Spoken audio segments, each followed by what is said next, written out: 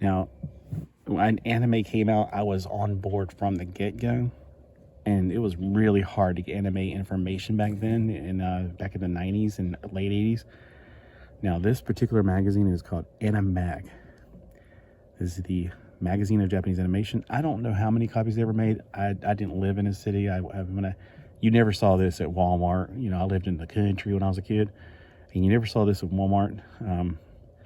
So when I was at some bookstore in a mall, I saw this. I was like, oh my gosh, I want it.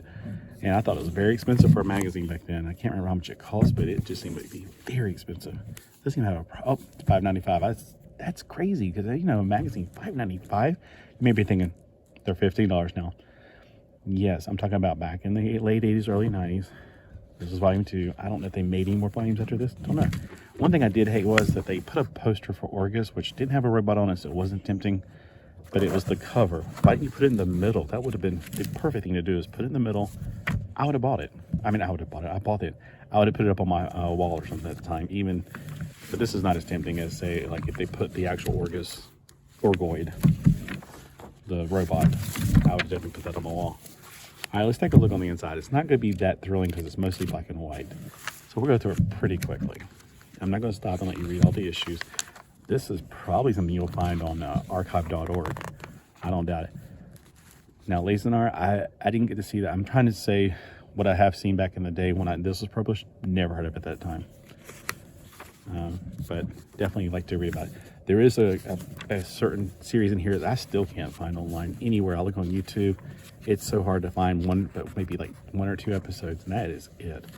Sakura Shoujo, I've seen that movie. It's not bad. Let's see.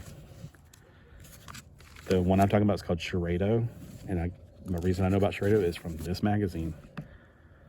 So, and then it has all these things in here. I would always just daydream about what these would be because I never heard of them.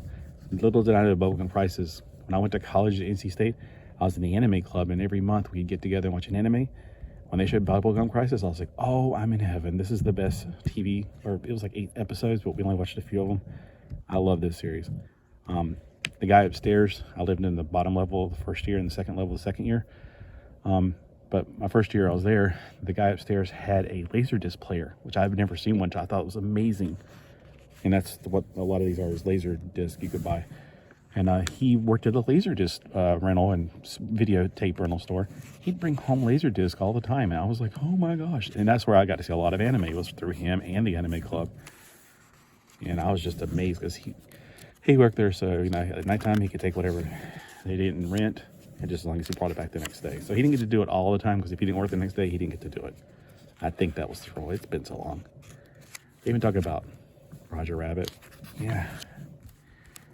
Robotech 2, The Sentinels. I loved Robotech when I was a kid. Captain Harlock, I remember seeing a few things of that, like movies mostly. The Record of Lotus Wars. I had the VHS tape of that. Yeah, it was okay. It was in a bigger frame of something else, trying to get it kind of simplified for Americans, I think. Trying to see if we're at the Charado yet. I definitely want to talk about Charado. Not very much, but here's the mecha. Now, I was a huge mecha fan. I grew up with like robots. Like Shogun Warriors was robots that I loved when I was a kid. They didn't have a cartoon that I ever saw until later, until Transzor Z. I was like, isn't that Mazinger Z? And yes, it was. I don't know why they changed it. Oh, I know why now, but at the time I was like, why'd they change it to Transzor Z? Because Transformers was popular and they wanted to, hijack that name. So Transformer Z is what they're kind of making it sound like. And X-Bungler, I've seen that since then. I did not see it until the age of the internet.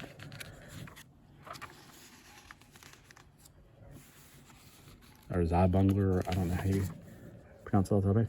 Charado. Now, Charado, I captured my imagination. The artwork in this was amazing.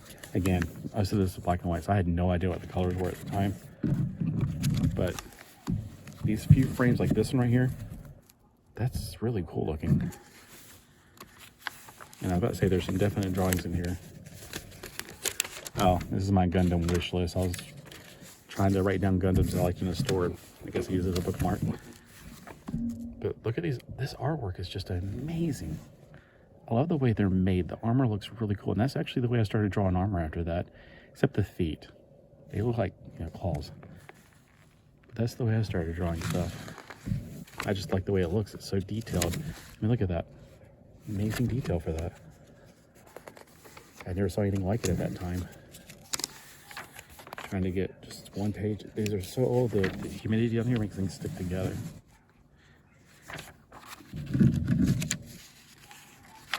And that is about it. There's not much to it.